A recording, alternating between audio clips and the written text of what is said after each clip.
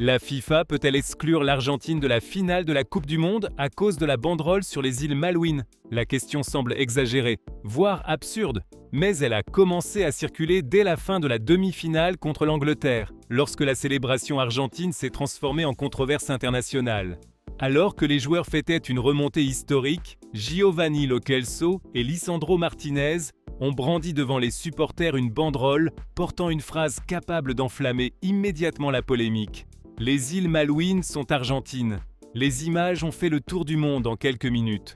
En Angleterre, la défaite n'était plus le seul sujet de discussion. Des responsables politiques britanniques ont exigé une enquête, certaines voix ont réclamé des sanctions contre les joueurs, et il a même été demandé que ceux qui avaient tenu la banderole soient interdits de disputer la finale. Cela a fait naître la question qui inquiète de nombreux supporters. L'Argentine peut-elle être exclue du match décisif contre l'Espagne? L'Angleterre pourrait-elle finalement atteindre la finale grâce à une décision prise dans les bureaux après avoir perdu sur le terrain? Pour répondre à cette question, il faut d'abord comprendre ce qui s'est passé et pourquoi une célébration accueillie avec fierté en Argentine pourrait devenir, selon les règles de la FIFA, une infraction disciplinaire. L'Argentine venait de battre l'Angleterre 2-1 à Atlanta. La tension du match ne s'était pas dissipée avec le coup de sifflet final. Il s'agissait d'un affrontement chargé d'histoire, de rivalité et d'émotions allant bien au-delà des limites du football. Au milieu des célébrations, une banderole artisanale est apparue parmi les supporters argentins. D'après les images et les informations publiées par la suite, Lo Celso s'est approché des tribunes, a demandé la banderole, puis l'a montrée aux côtés de Lisandro Martinez. Le message n'avait rien d'ambigu. Il ne s'agissait pas d'un chant pouvant être interprété de différentes manières, ni d'un slogan sportif dirigé contre l'adversaire. C'était une revendication politique et territoriale directe. Et c'est là qu'apparaît le premier problème pour l'Argentine. Le code de conduite des stades de la FIFA interdit dans les enceintes les banderoles, drapeaux, vêtements et autres objets de nature politique, offensantes ou discriminatoires. Par conséquent, même si pour des millions d'Argentins, la revendication concernant les îles Malouines fait partie de l'identité nationale et d'une position historique défendue par les gouvernements successifs, la FIFA peut la considérer comme un message politique affiché lors d'un événement officiel. Autrement dit, oui, il existe une base réglementaire permettant d'imposer une sanction. La controverse a pris de l'ampleur lorsque le gouvernement britannique a décidé d'intervenir. Peter Kyle, secrétaire d'État britannique aux entreprises et au commerce, a demandé que l'incident fasse l'objet d'une enquête officielle et a affirmé que la politique devait rester séparée de la Coupe du Monde. Downing Street a soutenu cette demande, mais la réaction la plus extrême est venue d'un autre secteur de la politique britannique. Ed Davey, chef des libéraux-démocrates, a envoyé une lettre au président de la FIFA, Gianni Infantino, dans laquelle il demandait que les joueurs impliqués soient exclus de la finale. Cette demande a suffi pour que certains médias commencent à employer des termes tels que expulsion, disqualification et finale en danger. Cependant, une exigence politique n'est pas la même chose qu'une décision de la FIFA. Le fait qu'une personnalité politique britannique demande l'exclusion de joueurs argentins ne signifie pas que l'organisation a décidé de le faire. Cela signifie encore moins que l'Angleterre aurait automatiquement la possibilité de prendre la place de l'Argentine. Jusqu'à présent, le résultat de la demi-finale reste valide et l'Argentine demeure officiellement l'adversaire de l'Espagne en finale. Malgré tout, la situation ne doit pas être minimisée. La FIFA a confirmé que sa commission de discipline examinerait les rapports du match et les circonstances de l'incident avant de déterminer si des mesures devaient être prises. L'organisation dispose d'images claires, les personnes impliquées peuvent être identifiées et le message affiché ne laisse guère de place à l'interprétation. Le débat ne porte pas sur l'existence de la banderole, il porte sur la sanction qui devrait être appliquée. Et l'Argentine connaît déjà ce terrain. En 2014, avant un match amical contre la Slovénie, des joueurs de la sélection avaient posé derrière une banderole portant exactement le même message. Les îles Malouines sont argentines. La FIFA avait estimé que l'AFA avait enfreint les règlements relatifs aux actions politiques et au comportement incorrect d'une équipe. La conséquence avait été une réprimande et une amende de 30 000 francs de Suisse. Ce précédent est très important car il démontre deux choses. Premièrement, la FIFA a déjà considéré ce message précis comme passible d'une sanction. Deuxièmement, la sanction appliquée à cette occasion était financière et non sportive. Mais l'incident actuel comporte des éléments qui accentuent la tension. Cette fois, cela ne s'est pas produit lors d'un match amical avant le tournoi. Cela s'est produit à l'intérieur du stade, immédiatement après une demi-finale de Coupe du Monde, face à l'adversaire directement lié au différend territorial. De plus, des joueurs parfaitement identifiables ont tenu la banderole pendant que les caméras filmaient la célébration. Pour cette raison, une sanction plus lourde que celle imposée en 2014 ne peut pas être exclue. L'AFA pourrait recevoir une nouvelle amende, éventuellement plus élevée en raison de la récidive ou de l'ampleur mondiale de l'incident. Un avertissement officiel pourrait également être prononcé.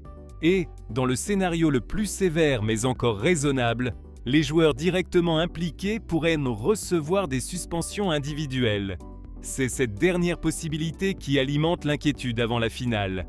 Si la FIFA décidait d'agir rapidement et d'imposer une suspension d'un match, Lo Celso ou Lisandro Martinez pourraient être privés de la rencontre contre l'Espagne.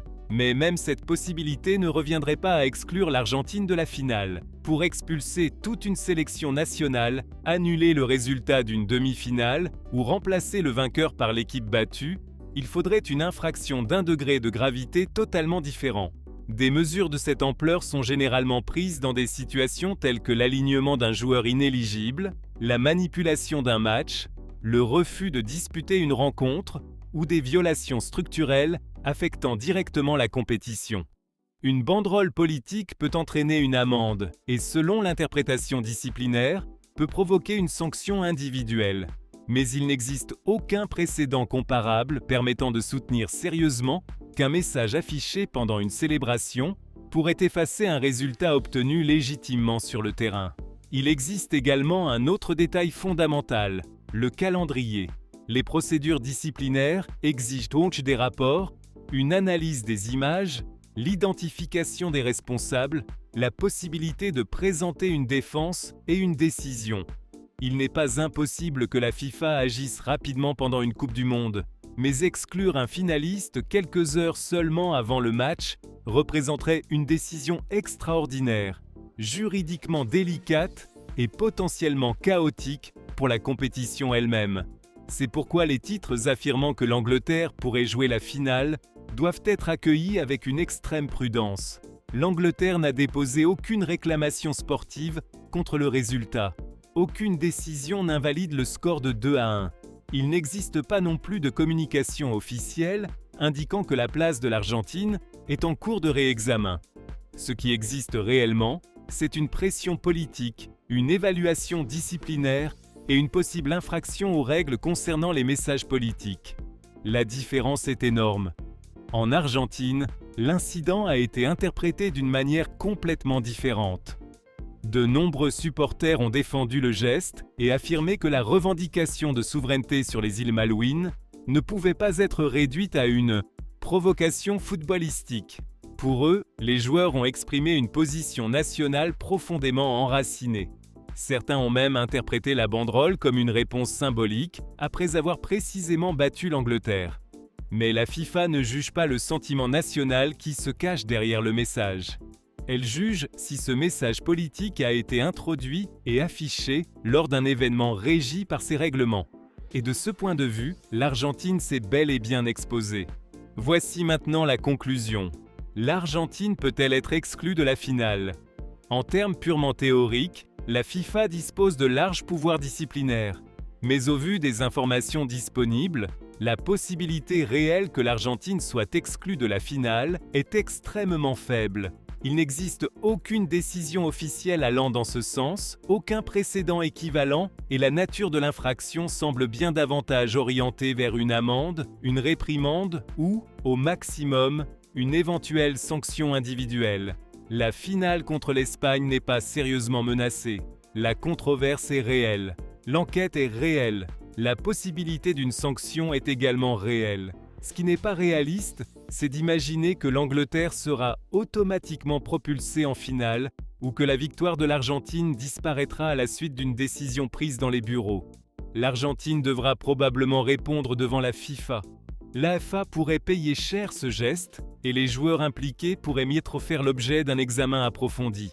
Mais tout indique que l'équipe de Lionel Scaloni disputera la finale qu'elle a gagnée sur le terrain. La banderole a déclenché un conflit politique, provoqué la colère britannique et placé la sélection au centre d'une enquête mondiale. Mais sauf décision sans précédent, cela ne suffira pas à retirer à l'Argentine sa place dans le match le plus important du tournoi. La question est désormais différente. Cette banderole était-elle une expression légitime de l'identité nationale ou une provocation inutile qui aurait pu mettre l'équipe en danger avant une finale ?